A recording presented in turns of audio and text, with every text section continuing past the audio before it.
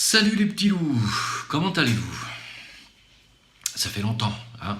Alors, pourquoi je fais un peu moins de vidéos ces derniers temps? Parce que il se passe rien de nouveau dans l'actualité. C'est toujours la même chose, les mêmes rengaines. On est dans la même logique de destruction. Et je suis même étonné de voir que ça vous étonne, de voir que ça étonne les Français qui se réveillent petit à petit et qui se disent tiens, c'est bizarre, la France est en train d'être détruite, dis donc. Ah ben oui, c'est bizarre, effectivement. Quand on laisse placer à la tête, j'allais dire d'un pays, quand on laisse placer à la tête de son propre pays des gens qui sont justement faits, qui ont été mis là pour la destruction des nations, et pas seulement de la France, mais des nations européennes, tout à fait normal. Ce qui se passe est absolument normal dans le calendrier des gens qui dirigent le monde. Il n'y a absolument rien de nouveau sous le soleil de France, c'est logique. Alors là, ça vous paraît gros, parce que d'un coup, il s'en prend à la retraite, vous avez compris que le système à points, vous allez perdre 40% de votre retraite. Hein. Ça concerne que ceux qui sont nés après 1975 d'ailleurs, je le dis, donc moi ça ne me concerne pas, mais comme de toute façon je ne toucherai pas à la retraite ou quasiment rien, je m'en fous. Mais il y en a qui vont perdre beaucoup. Ah, pas la police, c'est vrai, la police on leur a dit non, vous inquiétez pas, on vous laisse votre vieux système, vous ça bougera pas.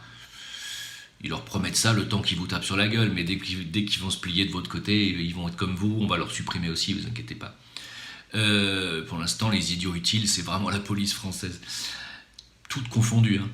Mais voilà, le français découvre qu'il est manipulé par une élite qui est en train de détruire son pays, dis donc, qui est en train de brader son patrimoine, qui est en train de brader toutes ses valeurs sociales, tous ses acquis sociaux, qui est en train de brader tout ce qui lui appartient, la Française des Jeux, les barrages électriques, les péages, c'est déjà fait, les autoroutes, tout.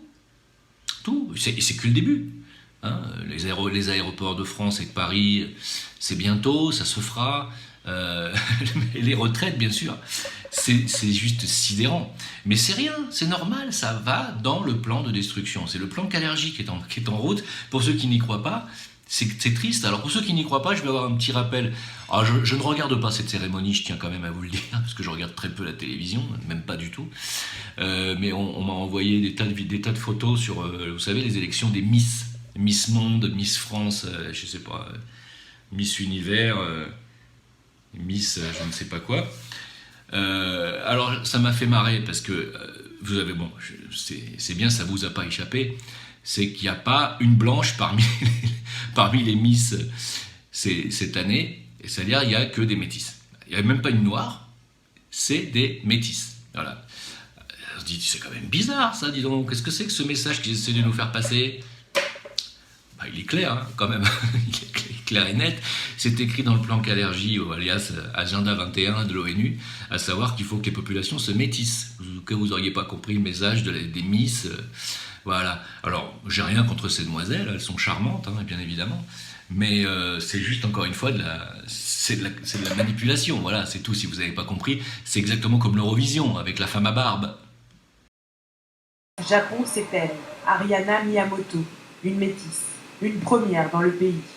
Née d'une mère japonaise et d'un père afro-américain de l'Arkansas. Mais moi, ça me fait... Je crois que j'ai pris aujourd'hui le parti d'en rire, parce que sinon vous faites 19 de tension du matin au soir et vous avez la rate au courbouillon. Non, c'est ça, il faut rigoler. Il faut rigoler. Alors, il faut rigoler, mais... Bon, à défaut de reprendre le contrôle, il faut rigoler, parce que ça devient à un degré qui est quand même assez drôle. Helsinki n'est pas une ville qui est spécialement touchée par la population métisse ou noire ou quoi que ce soit. C'est pas du racisme, c'est vrai. Mais la Miss Helsinki, quand même, cette année, elle vaut le détour. Hein? Moi je trouve ça extraordinaire. Oui, alors j'en profite quand même aussi pour dire que j'ai rien de spécial contre le métissage. Hein. Moi, ma femme est philippine, donc si nous on a des enfants, ils seront automatiquement métis, hein, que ce soit clair. Mais c'est juste la manipulation que je mets en lumière, ça va trop loin.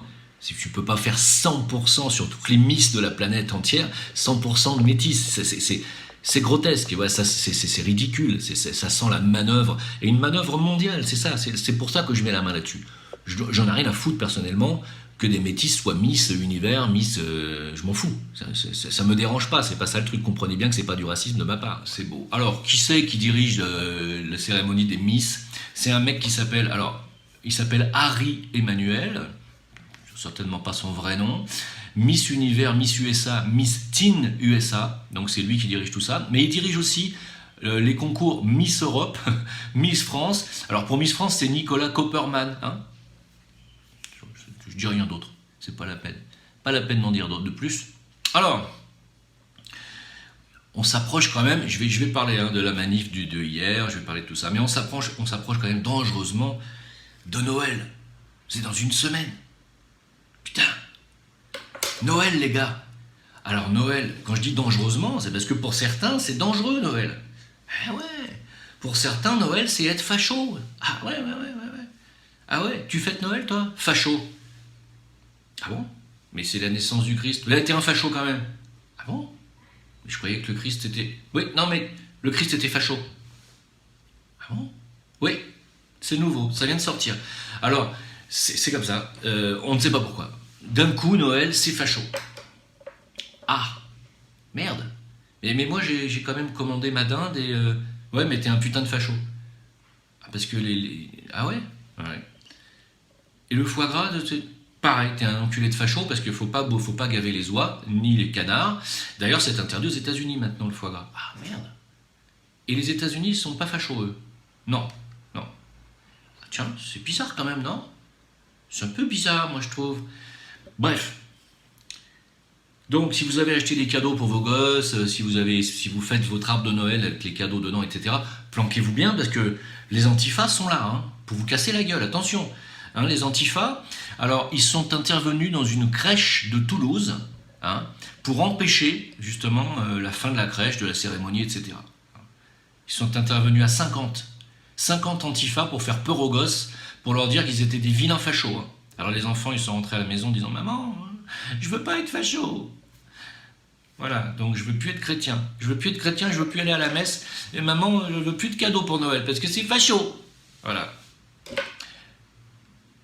Un monde de dingue, vous dites? J'ai bien entendu. Vous êtes des fachos. Donc vous comprenez après pour qui les antifas tapinent. Hein, faut bien comprendre. Faut comprendre tout ça. Après on m'a dit fais plus de politique, Jim. Mais je ne fais pas de politique. Qui vous a dit que je faisais de la politique? Je n'en fais pas. Je commente ce que je vois. Je ne fais pas de politique. Voilà, aujourd'hui, donc moi je vais quand même filmer mon magnifique arbre de Noël. Parce que ma femme m'en a fait un, comme elle est chrétienne, catholique, et qu'elle est philippine, et qu'aux Philippines sont chrétiens, allez leur dire, allez intervenir aux crèches aux Philippines, vous allez voir comment vous allez être reçus, mes amis antifa. Allez-y, allez aux Philippines, allez mettre des coups de pied dans les cadeaux, dans les crèches, dans les gosses, allez-y, si vous avez du courage. Pas vous en prendre à 50 contre des gosses en France, qui savent même plus ce qu'il faut qu'ils fassent. Ils savent même plus s'ils doivent s'appeler, si on doit dire qu'ils sont des garçons, des filles, s'ils ont un papa ou une maman, ils savent plus, mais ils ont plus le droit de dire qu'ils sont chrétiens et qu'ils ont plus le droit de faire Noël maintenant. Hein. Mais allez dans les pays chrétiens conservateurs comme les Philippines, allez-y, juste pour voir si vous avez du courage. En attendant, moi, j'ai ma femme qui est philippine, elle m'a fait un bel arbre de Noël, on est tous les deux fachos et on vous emmerde. C'est clair? Voilà, c'est clair et net. Elle peut même vous le dire en anglais, même en philippin si vous voulez. Hein. Voilà. Alors, dans l'esprit église, quelque chose s'est passé. L'archevêque de Rouen a reçu donc ses homologues musulmans dans l'église où le père Hamel a été égorgé, souvenez-vous. On n'oublie pas. Et donc il y a des gens qui voient ça d'un mauvais œil. On m'a demandé de commenter. J'ai dit que je ne parlerai plus de religion, mais je commente. Je trouve que c'est une très belle initiative. Alors je sais que ça va choquer certains, je m'en fous. C'est une très belle initiative, pourquoi? Parce qu'il faut, c'est impératif que les chrétiens et les musulmans marchent main dans la main. Voilà. Il ne faut pas écouter Attali, qui dit que les juifs et les musulmans doivent s'allier contre les fachos qui fêtent Noël. Non, les chrétiens et les musulmans doivent s'allier contre les fachos qui nous empêchent de fêter et Noël et toutes les autres fêtes chrétiennes ou musulmanes, ou autres. Voilà. Moi, je trouve que c'est une très bonne chose que des musulmans viennent dans l'église où un père a été tué par des prétendus islamistes, ou des islamistes pour de vrai, on s'en fout. C'était des gamins débiles mentaux, complètement brainwashés par une idéologie, on ne sait pas d'où elle sort, et ce n'étaient pas des musulmans. Voilà, c'est tout ce que j'ai à dire sur ce sujet, et je trouve que c'est une très bonne chose, l'alliance chrétienne et musulmane. C'est ce que j'en pense. Voilà. Merci de m'avoir écouté. Alors, avant d'arriver au sujet qui fâche, le Royaume-Uni, il y a eu une élection, vous le savez, il n'y a pas longtemps. Et qu'est-ce qui s'est passé? Il s'est passé un raz-de-marée en Écosse, c'est que le parti indépendantiste écossais a gagné à 93%. C'est-à-dire que les Écossais, c'est les drapeaux écossais, nous, on en a plein le cul de vos conneries, on veut devenir indépendant. 93%. Waouh! Alors, l'Irlande du Nord aussi, pareil, ce qu'on appelle l'Ulster, d'ailleurs. Par contre, les Pays de Galles, non. Les Pays de Galles, non, ça va, non, c'est bien. Bon, chacun.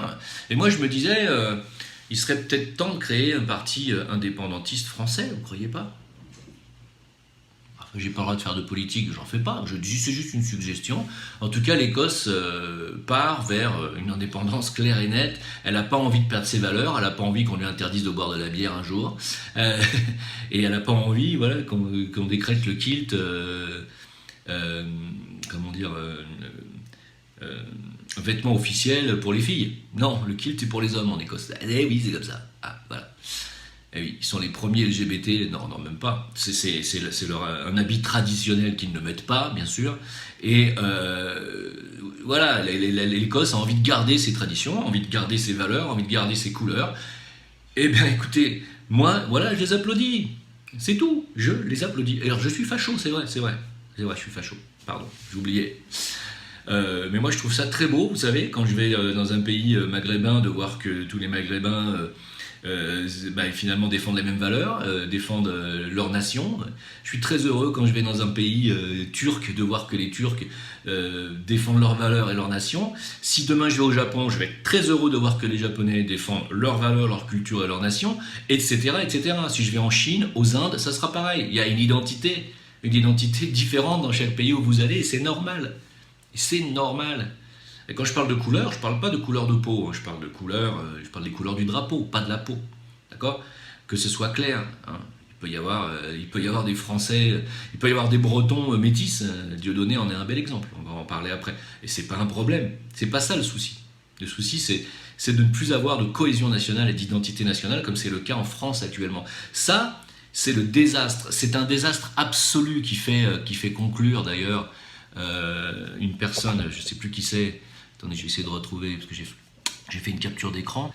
C'est une personne, c'est un historien qui s'appelle Georges Bensoussan, voilà, merci, qui dit que la France est un pays fracturé.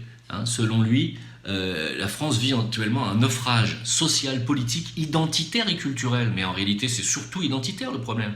Vous perdez votre identité, vous perdez votre culture. Vous perdez votre culture, vous perdez tout. Vous perdez vos valeurs, vos couleurs, justement, c'est ça le truc. Donc, comme on est en train de jouer la carte du multiculturalisme, qui en réalité est un désastre, est une catastrophe, est une division totale du peuple, je ne dis pas que les autres cultures ne sont pas bonnes, je dis qu'elles doivent exister, bien entendu, elles doivent coexister, mais elles doivent être minoritaires. Une culture dans un pays quel qu'il soit doit être prioritaire, la culture du pays et de la nation doit être prioritaire. Quand vous allez en Espagne, exemple, le plat national c'est la paella, voilà, c'est comme ça. La musique traditionnelle, c'est la musique où, selon vous allez en Andalousie ou ailleurs, il y a la musique, il y a la gastronomie, il y a la langue, tout ça, c'est ça l'identité d'un pays. C'est pas une couleur de peau, c'est une identité, c'est justement tout ça. Gastronomie, langue, façon d'éduquer, etc., etc. C'est ça l'identité. Donc vous allez en Chine, il y a une façon d'éduquer les gens, ils ont une façon de se comporter sociétalement et socialement, voilà, ils ont une monnaie, ils ont tout ça. Je veux dire, c'est quoi ce grand bordel qu'on est en train de faire en France, cette espèce de melting pot qui est en train de détruire toute la culture française et qui est en train finalement de dilapider totalement 2000 ans, quasiment 2000 ans d'histoire. Et il n'y a qu'en France qu'on voit ça. Enfin, en tout cas, c'est en France qu'on voit ça le plus. Je suppose que l'Italie est également bien avancée, et comme par hasard, ce sont les deux pays les plus chrétiens au monde, qui représentent le plus la chrétienté dans le monde en tout cas. Bizarre quand même, hein? Alors on va en parler. Qu'est-ce qui peut bien foutre le feu, alors à la fois à tous les cultes, à tous les lieux de culte chrétiens français dont personne ne parle dans aucun média, c'est plus de 900 lieux de culte, j'ai déjà dit, profanés chaque année en France maintenant depuis 2017 ou 2018, donc ça ne s'arrête pas. Les entrepôts prennent feu, les usines prennent feu, les tombes chrétiennes aussi sont profanées, prennent feu, et il paraît que c'est à cause de mégots. Il y a des mégots, les mégots magiques. Alors, sans déconner, moi si vous connaissez la marque de ces mégots, vous me les envoyez, parce que des fois, pour allumer le feu dans ma cheminée, j'y arrive pas. Alors avec un petit mégot magique comme ça, même une petite parcelle, si ça arrive à foutre le feu à une cathédrale de plus de 700 ans, je pense que je devrais arriver à allumer ma cheminée assez tranquillement. Moi je pense qu'il devrait commercialiser cette marque de mégot. Honnêtement, il ferait fortune, je pense. Quelqu'un fout le feu à ce pays. J'ai mon idée, mais je ne peux pas dire qui. Parce que j'ai pas de preuves. Quoi qu'il en soit, en ce qui concerne la France, mettre un banquier à la tête d'un pays, ça revient à mettre un ivrogne pour surveiller votre cave à vin. Voilà cette citation que vous allez trouver sur Internet que j'ai trouvé sympa. Hein. Y a des gens qui sont sous MK Ultra et il y en a d'autres qui sont sous Vodka Ultra. Hein, Ali, je te salue. Voilà, lui il est sous Vodka Ultra, lui. Mais c'est juste un petit clin d'œil comme ça sympathique, hein, entre potes. Alors, la Turquie, figurez-vous. Alors, il y a le Sénat américain qui a dit, alors le Sénat américain, je vous laisse deviner qui c'est qui le tient. Hein. Encore une fois, j'ai pas le droit de le dire. Qui tient le Sénat américain? C'est bizarre, ça, c'est marrant ça, Jim, on sait pas. Ah bah, démerdez-vous, tiens, faites des recherches. Le Sénat américain, ils ont dit, bon, allez, on va reconnaître le génocide arménien, enfin, ce qu'a fait la Turquie contre les Arméniens en 1915, on va reconnaître le génocide. Bon, jusque-là, vous allez me dire, c'est les enculés les Turcs quand même. Bon, mais Erdogan a dit, très bien, si vous faites ça, nous on reconnaît le génocide amérindien. Résultat des courses, Trump a dit non, mais non, finalement, non, on ne va pas reconnaître le génocide arménien, il a dit Trump. Non, finalement, non. Non, parce que il paraît que la Turquie aurait massacré 10 millions d'Arméniens, même pas, beaucoup moins que ça. Ah ouais, mais les États-Unis, à l'époque, ils ont massacré plus de 50 millions d'Amérindiens. Alors ça, là, vaut mieux se taire. Hein, c'est vraiment l'hôpital qui se fout vraiment de... Quoi qu'il en soit, moi j'ai pas envie de parler de ça. C'est juste, je commente l'actualité.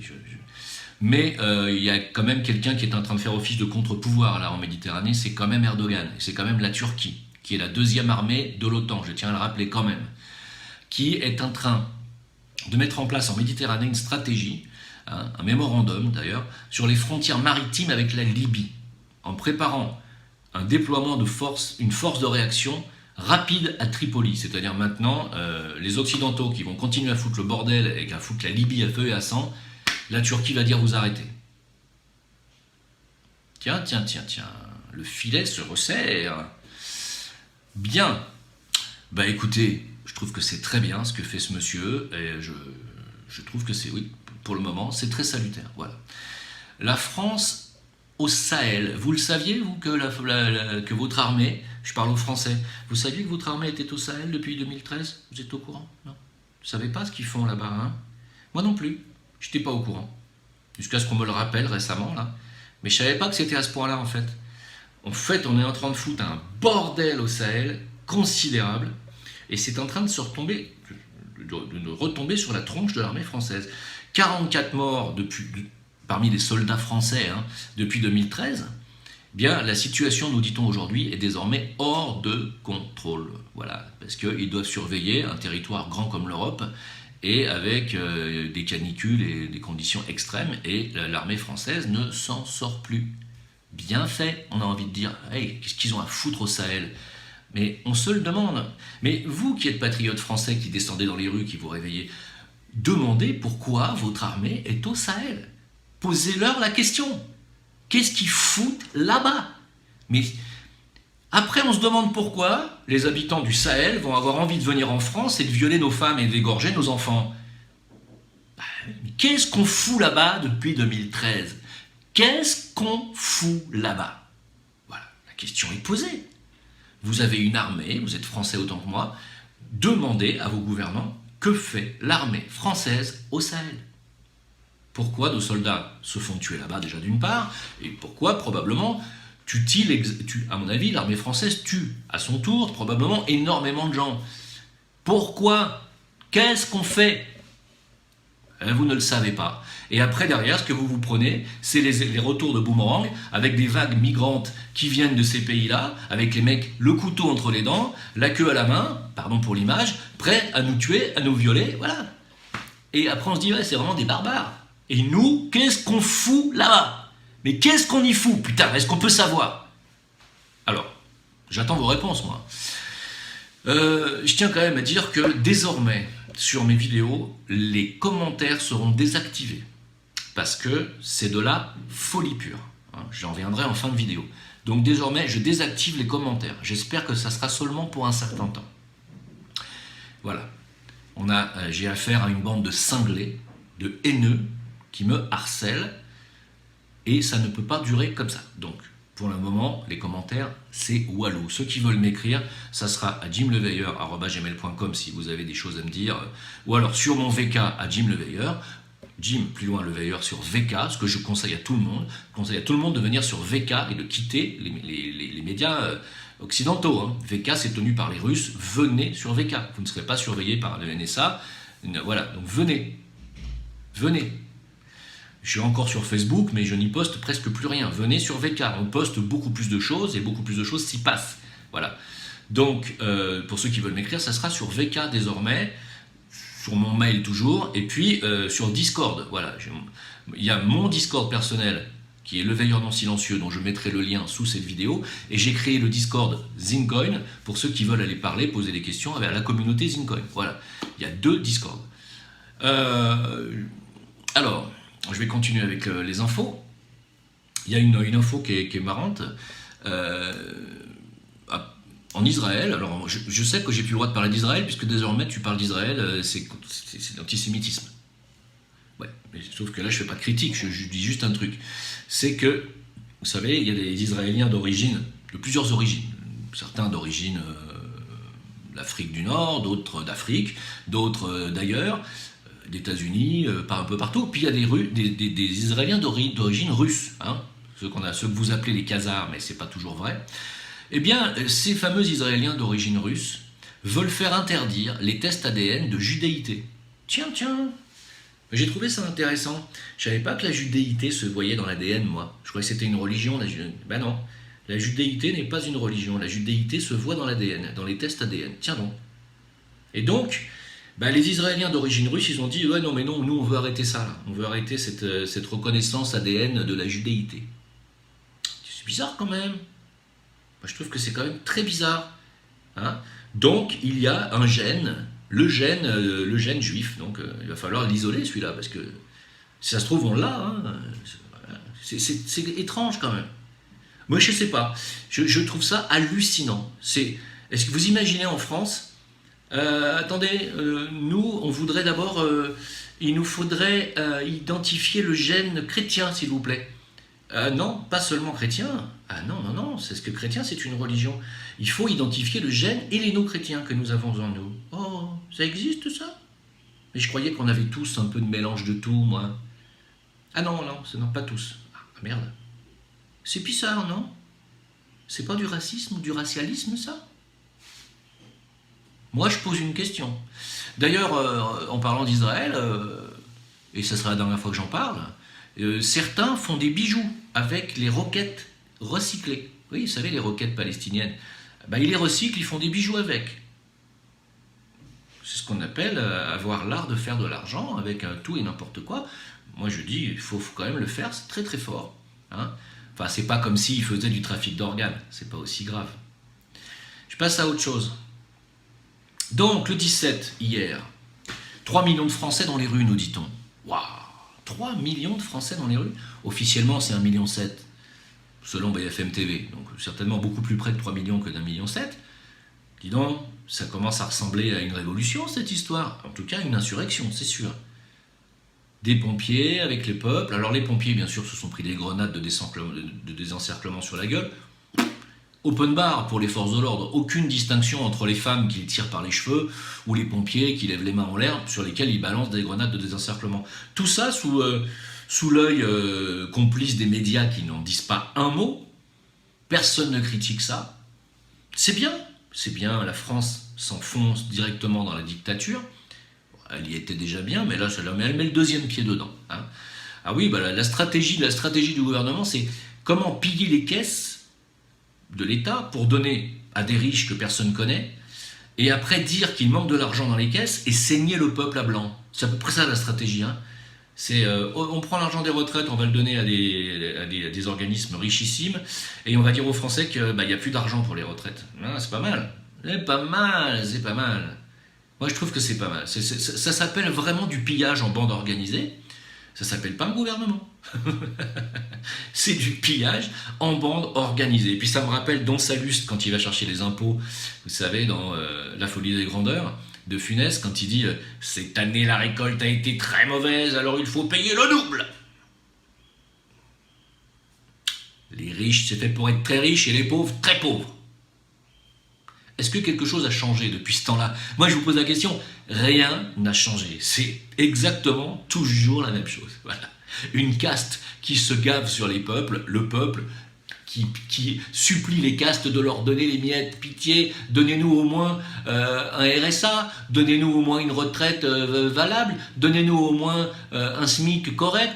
Allez, et puis pourquoi pas finalement, tu sais, comment ça s'appelle, le revenu universel. Allez, donnez-nous au moins un revenu universel.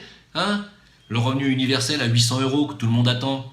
Le revenu universel, vous êtes sérieux? Vous m'avez demandé ce que j'en pensais du revenu universel. Le revenu universel, c'est la garantie du nivellement par le bas. C'est-à-dire que on va vous donner ça à la place du SMIC, et on vous dira, bah t'es pas content, t'as le revenu universel, c'est bien, t'as 800 € à rien glander, t'es pas content. Alors il y en a qui glanderont rien, qui toucheront 800, c'est très bien pour eux. Puis ceux qui voudront bosser vraiment, maintenant ça sera 800 quand même. Ça s'appelle du communisme presque, quelque part, j'ai envie de dire. Hein. Et on y arrive. On va y arriver. Et pour moi, c'est une catastrophe. Hein. C'est une catastrophe. De toute façon, ce qui attend les pays européens et l'Occident en général, mais surtout les pays européens, parce que les États-Unis sont quand même une tradition, comment dire, capitaliste. Hein. Donc ils sont pas prêts d'arrêter le capitalisme. Ils sont plutôt encore dans la dette, ils n'ont pas encore compris que tout ça, qu'il fallait que ça s'arrête. Mais eux, ils sont vraiment traditionnellement dans le capitalisme. Mais en Europe, non. Hein. On a eu du communisme, on a de la gauche. C'est pas pareil, on est plus dans le social en Europe. Donc ça va réussir, cette idéologie-là de niveler tous les revenus par le bas en imposant comme ça un revenu universel à 800 €. J'y crois, je ne suis absolument pas d'accord avec ça, mais pas du tout. J'ai toujours trouvé scandaleux cette idéologie communiste de dire que tout le monde doit gagner la même chose. J'ai toujours trouvé ça inadmissible. Quelqu'un doit pouvoir gagner au prorata de son mérite. Voilà, c'est dans la logique des choses. Après, c'est à lui d'avoir une conscience universelle et de se dire, voilà, j'ai gagné 1,5 milliard, je vais donner 500 millions parce que je vois pas ce que je vais foutre avec 1,5 milliard. J'ai 1 milliard, c'est déjà énorme. 500 millions que j'ai gagné en plus cette année, je vais le redistribuer à des collectivités ou à des associations, parce qu'il y a des gens qui en ont vraiment besoin. Moi, j'ai 1 milliard. Voilà. Et par contre, autant je ne suis pas pour le revenu universel, autant je pense qu'il devrait y avoir un plafond d'enrichissement. Ça, oui. Je pense qu'un être humain ne devrait pas avoir le droit, aujourd'hui, je vais dire un chiffre au pif, mais de gagner plus d'1 milliard. Voilà. De dollars. C'est énorme. 1 milliard de dollars, c'est gigantesque. Voilà. Et il y en a qui ont beaucoup plus que ça. Hein, Bernard Arnault, Lagardère, tout ça, ils ont des dizaines de milliards. Qu'est-ce qu'ils foutent avec cet argent? Vous en voyez la couleur ou? Ils le rendent? Ils en rendent une partie? Ils payent des impôts? Ils en payent beaucoup moins que vous, au niveau proportion. Voilà, donc c'est... Bref. Alors, guerre économique qui arrive, surveillance de masse qui arrive. Voilà votre futur. Voilà pourquoi je fais moins de vidéos. Voilà pourquoi, au final... J'ai l'impression d'avoir déjà tout dit parce que je ne fais que redire ce que j'ai déjà dit encore et encore et encore. Que dire de plus? Je veux dire, on va vers cette dictature globalisée à la fois économique, monétaire Et puis cette surveillance de masse avec voilà, le Big Brother, l'œil qui va vous voir de partout, la reconnaissance faciale et j'en passe. Tout ça, c'était inconcevable encore il y a 10 ans, on y est. On y est. Et je ne parle pas des lunettes connectées qui arrivent, des montres connectées qui, vous savez, vont fonctionner ensemble, montres et lunettes, qui sont la marque de la bête, clairement. Mais le grand débat qu'on a eu hier chez Saber, que faire avec le système? Que faire avec le système? Aujourd'hui, je vais parler de crypto-monnaie pour terminer cette vidéo. On me dit, Jim, tu fais la promotion d'une crypto-monnaie, tu es donc dans le système. Bien entendu, ça fait réfléchir. Avoir un compte en banque, une carte bleue aujourd'hui, c'est être dans le système. Avoir un téléphone portable, c'est être dans le système. Avoir un ordinateur et Internet, c'est être dans le système. Regarder la télévision, c'est être dans le système. Payer des impôts, c'est être dans le système puisque vos impôts vont directement dans la poche des copains à Rothschild. Où est-ce qu'à quel moment vous n'êtes pas dans le système, vous qui critiquez la crypto-monnaie? Maintenant, je vais vous expliquer une chose. Les crypto-monnaies sont basées sur des blockchains. Les blockchains sont décentralisées, c'est-à-dire qu'elles ne sont pas dans le système. D'accord? Ah ouais, mais si, c'est la NSA qui a inventé la blockchain. Peu importe. Une blockchain n'est pas centralisée. C'est-à-dire qu'elle ne dépend pas ni des États, ni des décisions politiques, ni du monde économique ou financier. Une blockchain est indépendante et décentralisée. Donc, elle n'est pas dans le système, la blockchain. Ce qui raccorde la blockchain au système, c'est le Bitcoin. Le Bitcoin fait la transition entre les crypto-monnaies qui sont sur les blockchains et qui ne sont pas centralisées, donc, qui ne sont pas dans le système monétaire. Le Bitcoin fait le pont entre ça et le système monétaire, puisque grâce au Bitcoin, on peut vendre ces Bitcoins et récupérer du dollar ou de l'euro. Mais en dehors de ça, on n'est pas dans le système. La crypto n'est pas dans le système. Alors on va me dire, oui, mais puisque c'est la monnaie de demain, puisque les monnaies de demain sont les monnaies numériques, donc fatalement, tu es dans le système. Mais si demain vous ne voulez pas être dans le système, je vous le dis, la seule solution, et je me répète, c'est d'aller vivre ou dans une caverne ou sur une île déserte, ou dans le désert, ou en haute montagne, ou dans l'Arctique, ou vous allez sur la banquise. Et vous vivez en chassant le phoque, et vous allez vous peler les couilles jusqu'à la fin de vos jours. C'est ça que vous voulez, sucer des glaçons?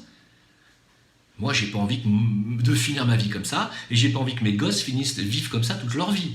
Voilà, j'ai envie que mes gosses aient une éducation, des amis, des copains, des copines, etc. J'ai envie qu'ils aient une vie sociale. Si vous voulez une vie sociale, vous devez plus ou moins être dans le système. Donc, quel est le choix? Moi, je vous pose la question, très bien, je suis dans le système, ok. J'ai choisi de défendre une crypto-monnaie. Waouh, mon Dieu! Crypto-monnaie décentralisée, sur une blockchain décentralisée, donc hors système. Waouh! Je suis vraiment un méchant, dis donc. Je suis un sataniste. Ouais. Mais pour les gens qui réfléchissent un petit peu à ce que je dis, est-ce que ça vaut pas mieux de miser un petit peu? J'ai jamais dit qu'il fallait mettre toutes ces économies là-dedans. J'ai toujours dit, vous mettez un petit peu ce que vous vous autorisez à jouer au casino, à perdre. Est-ce qu'il ne vaut pas se dire, bah tiens, je mets un billet sur... En 2009, ceux qui ont mis un petit billet dans le Bitcoin, ils sont devenus millionnaires. 17 000 millionnaires grâce au Bitcoin. 17 000 millionnaires grâce au Bitcoin. Pas de gens ruinés à cause du Bitcoin. Pour ceux qui disent, si tu prends d'un côté, fatalement, tu prends de l'autre. Tu enlèves de l'autre? Non.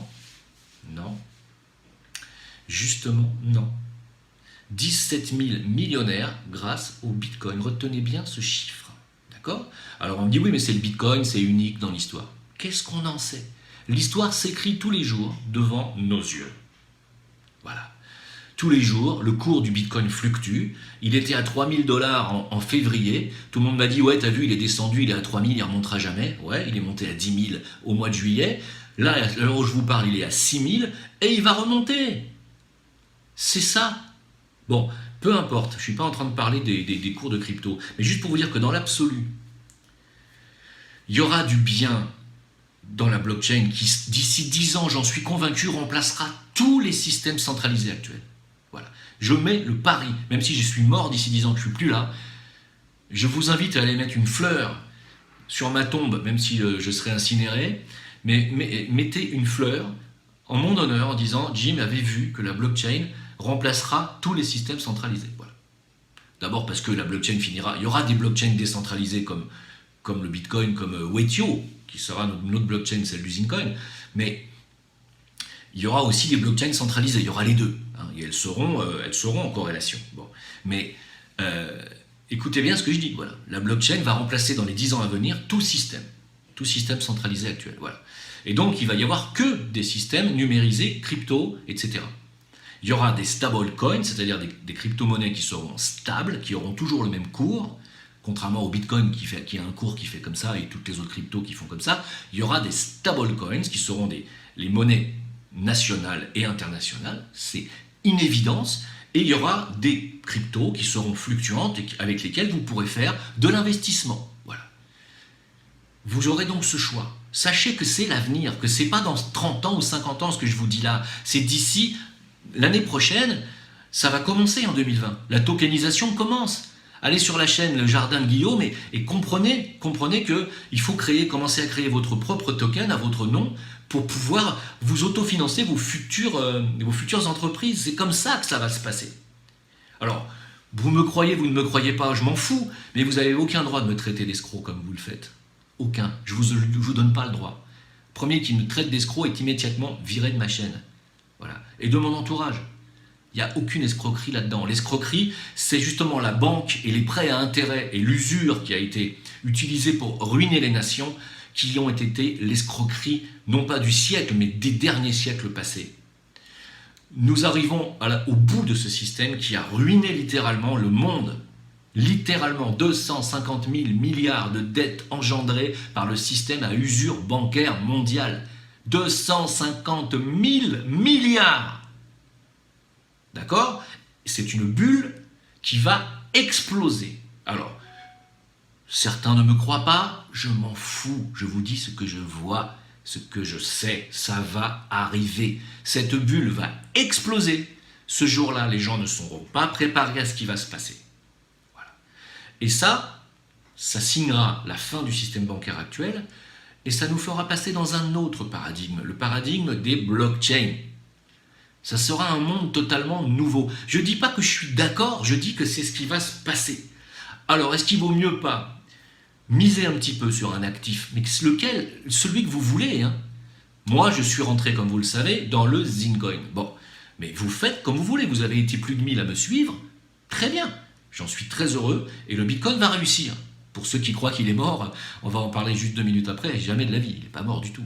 Il faut que vous compreniez bien qu'on est très loin d'être mort et que le Zincoin va réussir. Il faut que vous compreniez ça. Hein. Voilà. Arrêtez de vous acharner, de vous entêter à me dire que j'ai fait fausse route, que j'ai ruiné des gens. Personne n'a perdu d'argent avec le Zincoin jusqu'à présent. Son cours est à 1 dollar et donc x3 par rapport au prix qu'il a été quand les gens ont acheté de ma part. Donc 3 fois déjà. Personne n'a perdu d'argent avec le Zincoin et on a bien dit aux gens, vous ne mettez pas de risque dans le Zincoin, vous ne mettez que les sommes que vous vous autorisez à perdre, on a bien été précis, et surtout horizon 2 à 3 ans, pas 2 à 3 jours, ni 2 à 3 semaines, parce que ça fait même pas un mois qu'on est sur les marchés, donc s'il vous plaît, juste un petit peu de patience, merci, le Zincoin sera une réussite, voilà, sachez-le, hein. Patience, c'est tout ce que je vous demande. Alors, qu'est-ce qui s'est passé? Ah bah Jim, tu t'es fait mettre une quenelle par Diodo? Oh, t'as vu Diodo, il t'a lâché. Je ne sais pas si vous comprenez le français aussi bien que moi, mais dans la vidéo de Diodo, il a quand même clairement dit que c'était pas le Cestrel, n'était pas une crypto concurrente au Zincoin quand même. Il l'a quand même dit clairement que c'était une crypto tout à fait complémentaire et qu'il n'y avait aucune quenelle là-dedans. Diodo n'abandonne pas le Zincoin. Diodo considère qu'il a fait son travail d'apporteur d'affaires dans le Zincoin et que l'ICO est terminé, que le Zincoin va faire sa vie maintenant. Diodo passe à autre chose. Je vais vous le dire honnêtement, il m'a demandé d'en faire partie. Je le remercie. Seulement, moi, je ne me sentais pas de pouvoir relancer une nouvelle ICO auprès de ma communauté, de gens qui me suivent. Parce que pour l'instant, moi j'estime que le Zincoin doit faire d'abord sa vie, doit faire ses preuves, et doit effectivement, oui, tenir ses garanties, enfin, tenir ses promesses, et rapporter déjà de l'argent aux investisseurs avant de pouvoir parler d'une autre ICO. Ça, c'est mon avis personnel, et donc je n'ai pas voulu suivre, je préfère pas suivre, mais je soutiens cette initiative de Dieudonné et de mon ami Stéphane Blais. Je les soutiens. Je suis très embêté de ne pas pouvoir être avec eux car j'aurais bien aimé, je vous assure.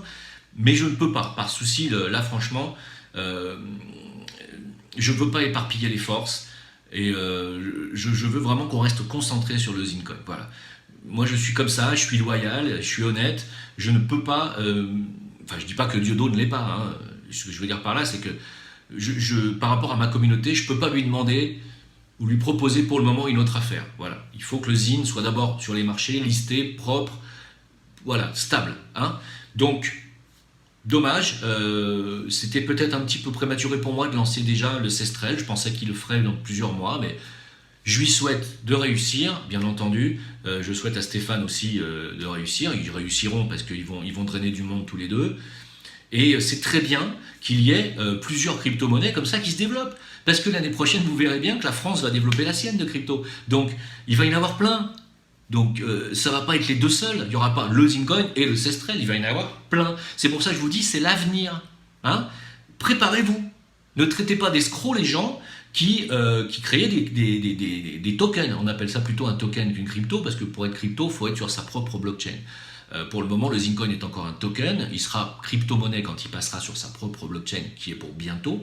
Tandis que le Cestrel, pour l'instant, est également un token qui, lui aussi, peut-être sera un jour une crypto-monnaie. Mais ça va être la multiplication des tokens. Alors évidemment, ça ne va pas empêcher la presse immédiatement de commencer à critiquer le projet de Diodo. Hein. On a eu droit déjà voilà, sur Cryptost. Hein. Après le Zincoin, Dieudonné sort une nouvelle crypto-monnaie douteuse, évidemment, et on voit scam en gros. Il n'y a pas de scam, c'est pas une crypto-monnaie douteuse. Ça n'existe pas.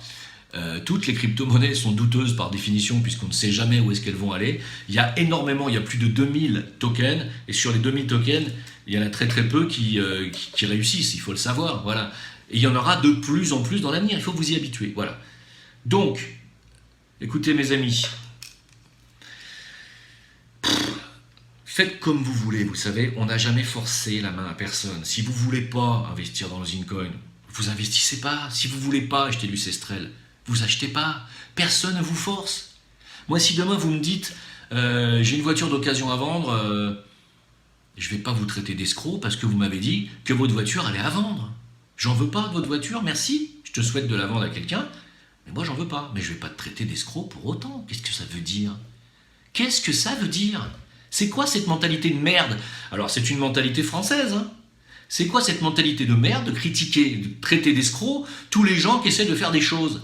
C'est insupportable. Mais je vous assure, c'est insupportable. Et tant que le français pensera comme ça, il restera petit et il restera dépendant du système bancaire tant qu'il n'explose pas, et il restera dépendant du SMIC à 1400 € brut, il restera dépendant finalement peut-être du revenu universel à 800 € qui va arriver, et il restera dépendant des aumônes qu'on lui fait, des petites miettes qu'on lui balance. Voilà ce qui va se passer dans ce pays. Voilà, parce que c'est ça l'esprit.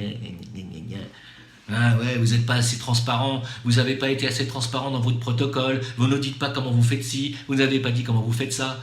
Mais c'est pas le résultat qui compte. Je croyais que c'était le résultat qui comptait, moi.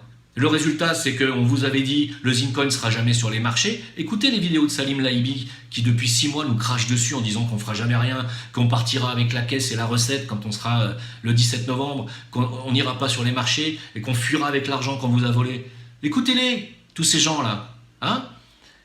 On est là, on n'a pas volé l'argent, on est sur les marchés, on va être sur une nouvelle plateforme bientôt. Qu'est-ce que vous racontez? Alors il faut qu'on vous explique tout, comment on fait dans les détails. Vous le saurez bien assez tôt. En tout cas, j'ai créé un Discord Zincoin pour ceux qui veulent poser leurs questions et rencontrer même les investisseurs Zincoin qui sont sur Discord, qui parlent entre eux, qui se découvrent. Il y a beaucoup d'investisseurs Zincoin qui prennent des initiatives, qui font des vidéos avec le logo Zincoin sur leur camion. Il y a des sportifs qui font... voilà, il y a des tas de soutiens aux Zincoin. Si vous voulez en faire partie, faites des choses. Prenez le logo Zincoin, imprimez-le sur une banderole, mettez-le partout. Faites de la pub, c'est aussi votre bébé. Je parle aux investisseurs. Ne comptez pas que sur moi, ou que sur Karim, ou que sur Diodo pour faire la promo du Zincoin. Vous êtes autant des ambassadeurs Zincoin que nous. Donc on attend aussi de vous. Hein, et défendez ce projet, parce que les langues de vipère, La putosphère, c'est pas une fable, hein. Voilà. Et elle n'est pas toute seule. On a eu affaire à beaucoup d'attaques de plusieurs sphères, vous voyez. Donc, bien entendu, la contre-attaque ne va pas tarder, sachez-le. Voilà. Il y en a qui le savent et qui se sont déjà bien calmés sur YouTube. Ça vient, ça vient. Ne vous inquiétez pas. Merci beaucoup. Soyez dans la critique constructive, les gars. Constructive. Si vous êtes des spécialistes crypto et que vous trouvez qu'on ne fait pas les choses correctement, venez nous le dire. Venez nous apporter vos lumières. On vous tend la main. On vous tend la main. Venez. Voilà. Et venez vérifier qu'on n'a pas volé d'argent. En tout cas, moi j'habite toujours dans le même appartement. J'habite seul avec maman. Voilà, écoutez, c'est tout ce que j'ai à dire pour aujourd'hui. Je pense que ça suffira, hein. Je pense que si vous voulez traiter quelqu'un d'escroc aujourd'hui, traitez plutôt Delevoye, hein. Lui, c'est bien. Je trouve qu'au niveau des tournements, eux, ils ont des bras longs, il n'y a pas de problème. Personne ne les traite jamais d'escrocs, hein. Par contre, les gens qui essayent de faire des choses décentralisées, des choses en dehors du système, par les blockchains, c'est parce que vous ne savez pas ce que c'est qu'une blockchain, peut-être. C'est pas dans le système. Voilà, réfléchissez un petit peu. Allez, à bientôt. Merci de m'avoir écouté. N'hésitez pas à m'écrire, n'hésitez pas à me contacter. Pour ceux qui viennent me voir, n'hésitez pas à me le dire aussi, qu'on se rencontre. Bonne fête de fin d'année, quand même, malgré tout. N'hésitez pas à faire des crèches et des sapins de Noël. Ça ne dérange absolument pas la communauté musulmane. Sachez-le. Voilà. Vous pouvez leur poser la question. Ceux que ça dérange, ce ne sont pas les musulmans. Les musulmans font des arbres de Noël, pardon, c'est pas ça. Les musulmans ne font pas d'arbres de Noël, mais les musulmans n'ont rien contre les traditions chrétiennes, n'ont rien contre le Christ, n'ont rien contre Jésus. Ne croyez pas ça. Et sachez bien, ou croyez bien que ceux que ça dérange, ce ne sont pas les musulmans. Je vous laisse réfléchir. À bientôt. Merci beaucoup.